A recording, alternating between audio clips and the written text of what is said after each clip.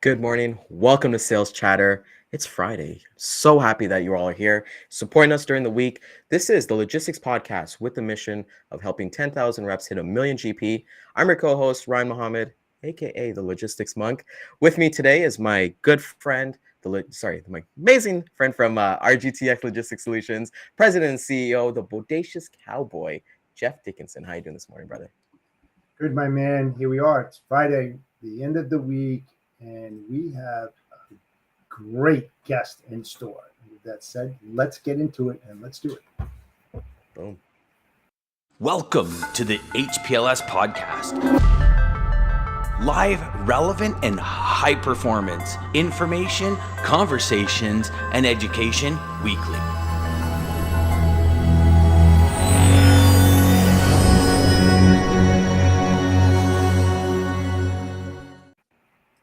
And there we go.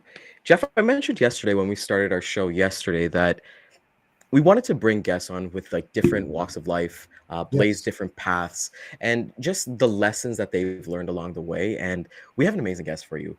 So for today, we have the CEO, a freight broker, a super mom, and a lover of all things Africa. We have Millisa Nwokolo, who's going to be joining us. I'm just thoroughly impressed by her experience, somebody that even in the backstage, I was learning so much from. So with that being said, let's welcome her to Sales Chatter. We're so excited. Good morning, Millisa. How are you? I'm doing great. Thank you so much, Ryan and Jeff, for allowing me to be here to talk to women. I've had a heart for women since I was a teenager myself, and I have a love for sales more than anything, and I have a love for Africa. I was 8 years old when I really felt the heartbeat through a pen pal in Algeria, and that is why I've traveled there 9 times before I got married, and after I got married to an African, I've traveled there 4 times, and I'm actually leaving in 2 weeks for Ghana. And so I'm excited just to share with you how my journey has begun, right? And it was more than anything, I love being a mom of 4 girls. I have adult children that are in their late 20s all the way to a 10-year-old. And more than anything, I'm not afraid to share how I came to be, because some of us in the industry, right, come with lots of letters behind their name. And I wasn't privileged like that at all. I was not privileged to have any kind of education or an open door, per se. But the one thing I had going for me is I could speak Spanish.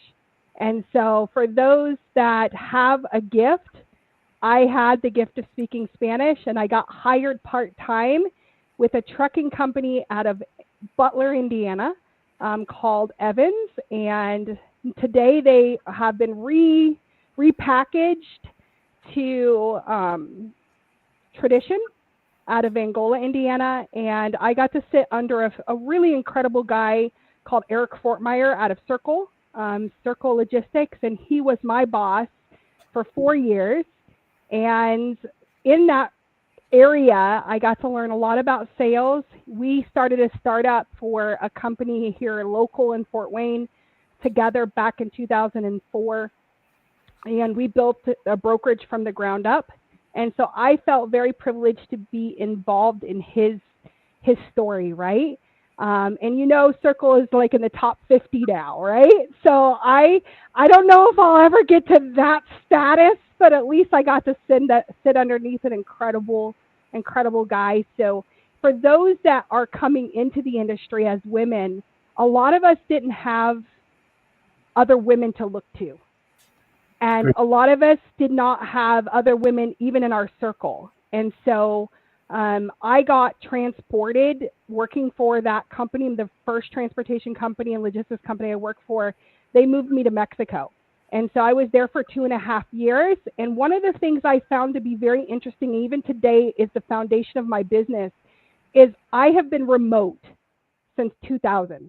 Meaning that I've never been in a brick and mortar office since 2000. I have been all over, from Canada to Toronto to southern, United States, Laredo, Mexico. I have never had a brick and mortar. I tried it in 2013 and failed at it. So all of my staff is all over the world. from Pakistan to Africa to the United States. My kids are in college. I have a daughter that's in Biloxi, Mississippi, married to a Navy guy. She works for me. And so it has been an interesting, way of moving things, where for those who are maybe wanting to be remote, had to go through COVID. I've been remote when we had dial-up, like you got mail. So it's been a really incredible, wonderful journey. And so that's a little bit about Millisa, and that's it. I guess there's more to that, but that's it for now. Oh, I'm sure there is, Millisa. Absolutely. One of the reasons that we picked the topic of empowering women into logistics is stories like yours. A lot of women out there, they're tentative, they're afraid to ask those pertinent questions, just because of the history that women has gone through since the early 60s to now. And you represent them extremely well. And I love for you to talk about the struggles, the obstacles, and the barriers that you had to break through. Absolutely. That would enlightening the women out there that are having the same type of struggles that you had. Let's talk about that a little bit. All right, perfect. I think that the biggest struggle that I had to go through early on, especially in the late 90s, early 2000s, I think it broke through around 2012, but was that when I was in a room, I was not noticed at all. And I think that I had to work extremely hard. I don't want to curse, but I had to work damn hard to make myself known. So once I figured out that it wasn't going to be my looks, it wasn't going to be anything else, it wasn't going to be anything at all except for extreme brilliance. Does that make sense? Genius ideas. And until I can really bring those genius ideas to fruition in secret, meaning that there was a lot of times I didn't even tell anybody what I was doing. And I thought to myself, I remembered Eric Fortmeyer at Circle, who was my guy, right? Through the industry. He was the one that taught me. He would walk in and say, just do it and apologize later, right? And so I remember him saying that to his boss at the time. Now he's the big boss, right? And so I would just make things happen on the ground level, the grassroots level, and then apologize later. And so that would be probably my biggest thing for women, is even you can still use that today. A lot of what you do is dark. A lot of what you do is not dressed up on a podcast. A lot of what you do is in your pajamas late at night, early mornings, getting things done that makes you incredibly unique and authentic to you, right? And bringing through and breaking down those barriers, I think around, I would say 2012, 2013, I was an agent for Suntech TTS for 13 years. And a lot of those conversations were, let's get Millisa into a leadership board. And I was the only female. And there was like 10 of us, right? And every time I spoke, I felt like I wasn't heard, right? Until finally I put my foot down and I said, you guys are going to listen to me, I'm just as valuable, just as important. I have something to say. And it was when they saw my numbers. Yeah. That's when things changed. When I broke through that barrier of money talks, right? When my GP was killing it, when I was going to the parties and my GP was killing it. So I hope that answers your question. Oh, it does. Definitely. I do talk to a lot of women, and I've had them DM me, asking questions. I've been on a podcast with women, and, it just seems that it's still a struggle, of what you said, not being noticed, not having the same salary as men. You talk about the GP and you're killing it and you're doing your thing, that's a big, huge separator. How do women define their value in a man-driven operation? Because it pretty much is, right? I mean, we do start seeing a lot of women getting into the industry, but how do you create that value? How did you create your value that you could share with the audience? I created my value by not comparing myself to a man. I just knew that I would never make it on their level, and I had to make my own. That's why I became a coach in 2020. I remember just recently, about 6 months ago, a few of my mentors have DM'd me on LinkedIn and said, "What the heck are you doing? You could do so much more with your energy, Yes. right? And you could do so much more. Why are you spending late nights for, $69 or whatever it was at the time to teach women about freight brokerage?" And it's not about the money. It's not even about the situation. It was about the fact that I wasn't given a chance at the table, and I had to create my own spot at the table.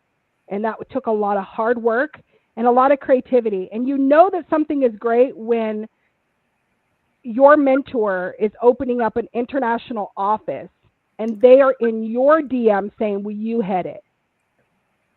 Right?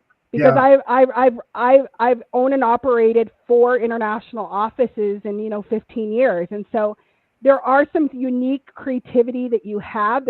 You have to pave the path to something that's different. Whether that is picking a commodity niche, or whether that is a niche in a certain area, or whether that is, in my case, I took on Overdimensional, which is a really male dominated. I took on the biggest, head on. The guy that says, "What do you know about driving, an RGN?" I know nothing about driving an RGN, but I know how to sell, does that make sense? So I had to, I think there was a lot of motivators. I wanted to prove myself, but in the early years, but I think when I got into my mid 30s, I stopped comparing and just, I made it. When you've made it, then you now have already created yourself a place. Right. You basically kind of created your own table, right? And that's what it was. They wouldn't give you a seat at the table, so you're like, forget this, I'll make my own table. One thing that really intrigued me, Millisa, was that you're strong in your faith. And it's something that's important to myself. I think one of the comments that I saw is that, hey, you're not afraid to shout from the rooftops or a loading dock. Can you talk to the audience about how your faith as being a Christian has helped you in your career? Because we all go through those ups and downs, and we always kind of, some of us might look to different vices, but I think faith is one of the most strongest thing that is available to us. Absolutely. I think it's where the power comes from. It's where you know who you are. If you know your identity in who you are as a person, as a mom, as a woman, and your place in this world and what you were created for, then it makes it easier to stay on path. Once you know what you're created for, and so I'm just not afraid to say that, God is the one who made all the open doors for me, all the opportunities for me, and so every time I would go from a level to another level or a door was shut, it was always my faith that, made me leave behind my $10 million book of business because I signed into a non-compete. And Right. and so that's what made me just leave all my customers behind and start over. So it was faith.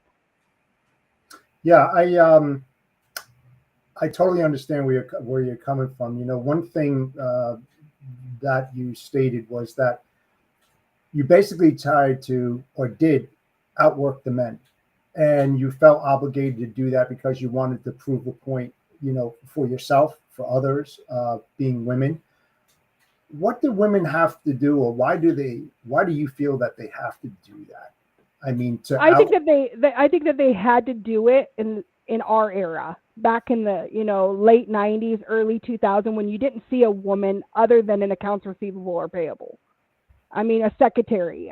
But today I think women are killing it, and they're able to move past, and they're CEOs of big, large logistics companies, and they have a seat. But if you listen to their story, they all started somewhere where they didn't. They had to work harder. Let's just be real. You have to work harder than any man in that room. And today, I think we still do. But because I surround myself around women, right, I don't see it as much. I've created, like Ryan said, my own table where I really don't see it as much. Other than, when I'm talking about a PR issue with a client, then things, get a little bit hairy. Absolutely. One of the things that we've talked about with guests is that I find like women, they kind of get pigeonholed, like you said, the AR, HR, accounts payable, receivable, even customer service, right? It's very rare that you see a woman boss killing it in sales. What advice, because I know you have tons of experience, and what advice would you give for newer women coming into the industry, especially those that are moms, because you've raised four amazing girls, and you had to, like you said, some would think that it would be an individual job just to build your book of business, but you had to go home, put your mom cap on, and maybe when they're sleeping, you're working away and things like that. Can you talk to the audience about your journey, about being a super mom and being a badass babe? Let's go. I would love to say that my kids, if you ask my girls if I was a great mom, they'd probably say heck no. Because I worked a lot of hours. There was a lot of basketball games and, swim meets, and the only thing I knew that I was consistent with was showing up at church with the whole family. Other than that, I can't recall a lot of times. We would take vacations when we finally made it. I started my business on $21 and a dream. I didn't have like a mom and dad to give me a cash flow advance, right? My grandma gave me $100 and said, if you're making millions for others, why not make it for yourself? And I became an agent with no customers. I had to start over by myself. If I look at what killing it in sales meant, is I didn't have a choice. If you have a backup plan, you're never going to meet the level you need to make. It's all in you. I didn't have a backup plan. I didn't have a college education to fall back on. My parents are drug addicts. I didn't have anything. I left home when I was 16, and I've been working since. And thank goodness I never fell into those vices.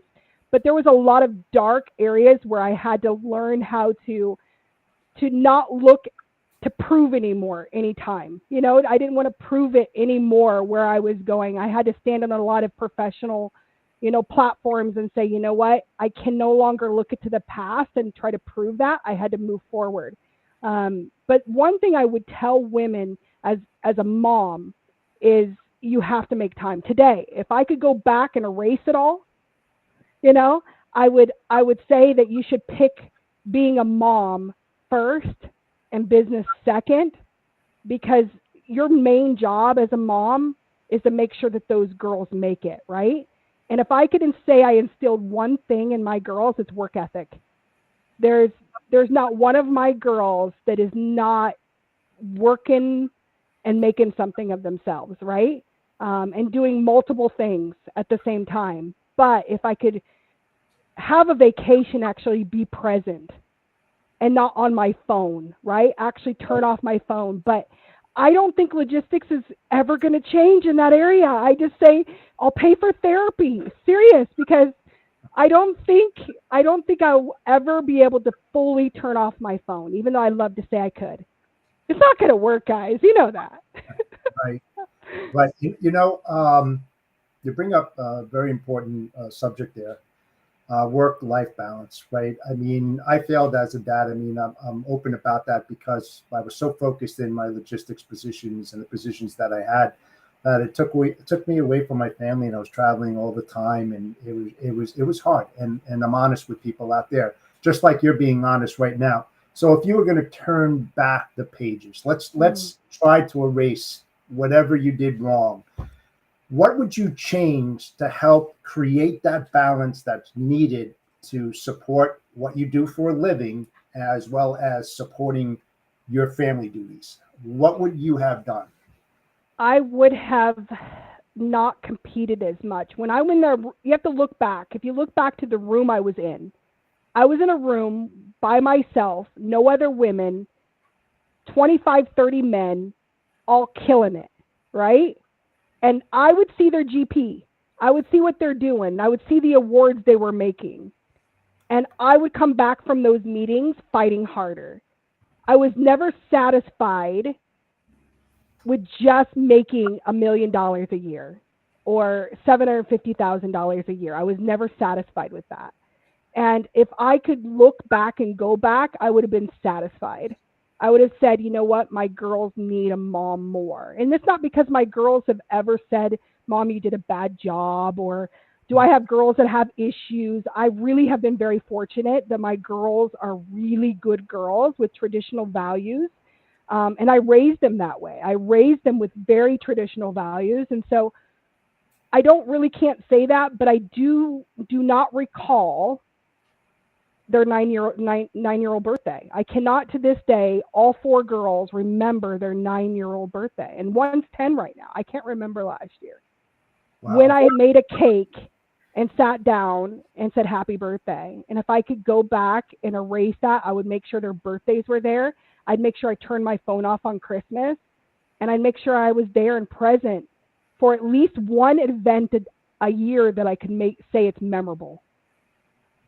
Right. Right. Yep. And you know, it's hard. It's hard because, and I feel your pain. I really do, because it must have affected you in your position, because you're always thinking about your family life and the impact from what you were doing on a daily basis, because you wanted to empower yourself. You wanted to be who you wanted to be, but yet you had your family. What kind of pressures was that to you, and how did you separate that? Because I'm sure that there's other women out there that pretty much have the same kind of shoes that you wear. Do you want me to lie to you or be honest with you? I was divorced in 2002 because I was a maniac when it came to sales. And I spent the next 10 years in a very, very feminist movement. Today, I'm not a feminist at all. Now, listen, do I believe in women? Absolutely. Do I believe that women should have a sit at the table? Absolutely. But I'm unique to being a woman with woman ideas and thoughts. I love to cook. I love to be a mom. I love to be a wife today, right? And I have put myself in a place I should have always been in today. But if I could re-erase and go back, I would have shut up more. I wouldn't have been so nasty, because when you're at that level, yep, right, and you are empowering it and killing it, and you are the breadwinner, yep, you're making the people around you, some of us, trying to even prove that foothold even in our marriages and our lives.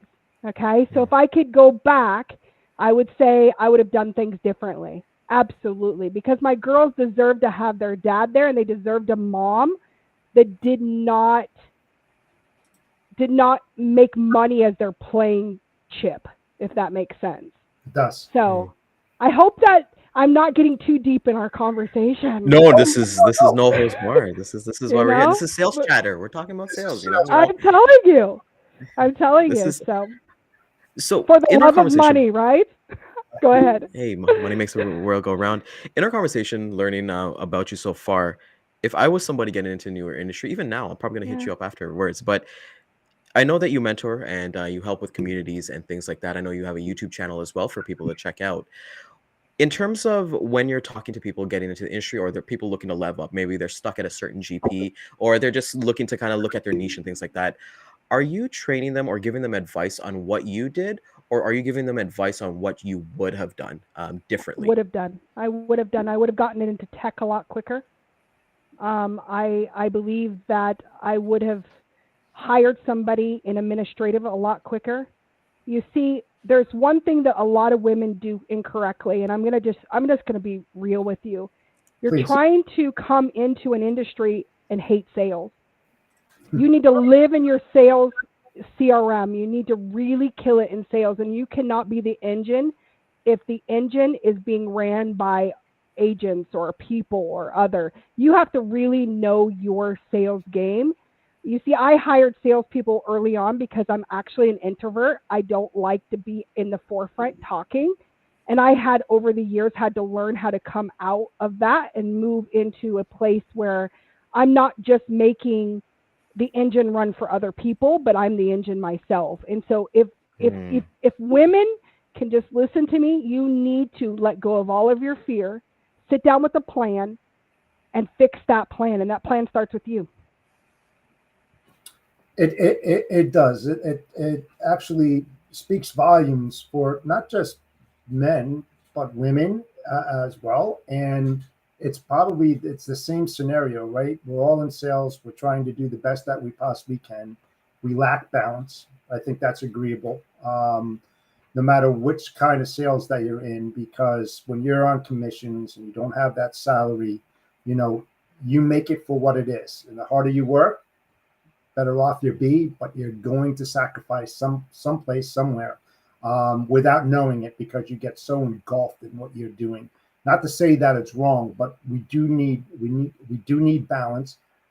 I appreciate your honesty, because this is what Sales Chatter is all about. It's about being honest and forthright and telling people the way that it truly is in the sales environment, in logistics, what's expected. We're not trying to butter it up. We're not trying to paint a picture that doesn't exist. And I really appreciate what you're saying. I mean, it's just, that's a happy mom. We've heard it all over, that when mom's happy, everyone's happy. Well, get your mom happy first. Get your life right as a mom, as a mom, as a family member. Your individuality first before you open up a business. Because if you're not right on the inside from the beginning, you're going to go through, like I did, a lot of dumps. Meaning that in my career, in 24 years I've been doing this, I have lost my book of business 5 times. Wow. Why? Because I was stupid. Why? Emotional issues. Why? Family issues. Why? Because I wasn't right. But today, nothing can stop me. No emotional intelligence. You have to have emotional intelligence. I believe what you're saying wholeheartedly. I mean, you come off as a very honest, self-driven, nobody gets in my way kind of person. So I definitely appreciate it. And when I said I feel your pain, I do. Because you're just being so honest. And I appreciate that. Thank you. You're welcome. It's awesome. And your strength is amazing, as we can see the comments blowing up. Last question for you, Millisa, before we end off today's amazing episode. What are you looking forward to in the years to come? My husband is, we're clearing to our 50s now, but my husband's from a foreign country where age doesn't matter. And so I'm looking to settle down a little bit more. My team right now is running my show. I spent a lot of hard work in the training side, in the trenches training. If you train a team, they can run your team. If you micromanage your team, you're going to be, stuck to your phone forever. So I look forward to my future with my husband, and I look forward to raising my daughter. And my husband's not finished having more children. So we're expecting to, expand our family over the next 2 years. So I'm going into a new chapter, which is a different kind of chapter, and I get to now redo everything. Be there for those birthdays, be there for, all the things that, that I desired to do, but still make killer money because I've done it. Right. And, at the end of the day, it's about whether or not I made it to that level, right? And what is that level to me? That level is, can I say I'm debt free? Can I say that, I'm fully funded? There's things that you have to know when you're doing a broker. So I don't just talk about sales. You have to do it the right way, right? So Yes. That's it. That is amazing. So I want to thank you so much, Millisa. You're This has been welcome. one of my favorite episodes. So I want you to take this time, because I know myself, if I was watching this show, I'd want to get in contact with you or see more content, everything like that. Tell us about how can people reach out to you, about your communities, your YouTube channel, all that fun stuff. Well, my name is hard to pronounce, but it's called Nwokolo, right? So there's an N in front of it. And definitely just keep me on LinkedIn. I like to be there. My YouTube channel, and I have a small community of men and women that work together each day, share their struggles, share the realities of it, And it's not just, what everybody perceives is, but the realities of crying because this is hard. You've made 40 cold calls and you just are exhausted, right? So we're here to encourage them. And so my little baby community is a lot of fun. Absolutely. And we make it affordable. So that way, even if you don't have your own business or whatnot, there's a lot of opportunities in the industry as agents.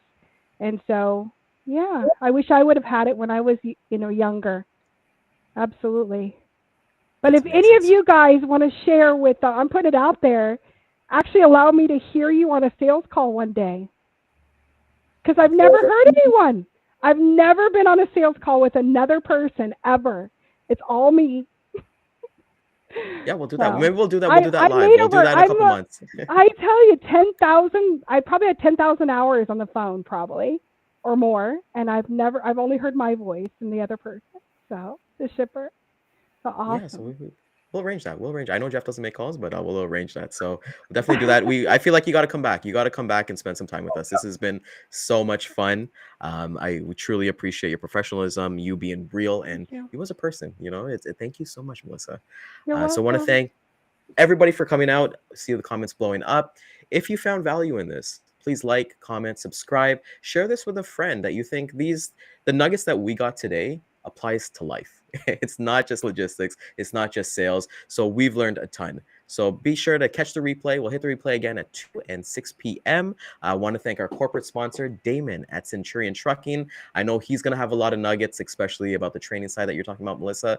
If you're in North America and you're looking for a new sales opportunity, he is looking for freight agents paying up to 60% GP. So hit up Daman and his amazing team. We had Gail on last week, so we're looking forward to that.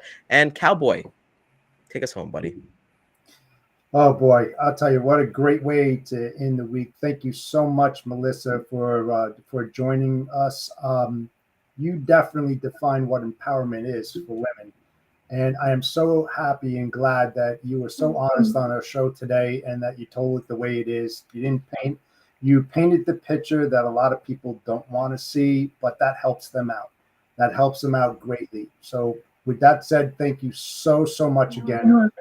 Have a great weekend, people out there. Thanks for the audience for watching us today. We'll see you back here on Monday at 11 a.m. as we are daily on Sales Chatter Live. Bodacious Cowboy out.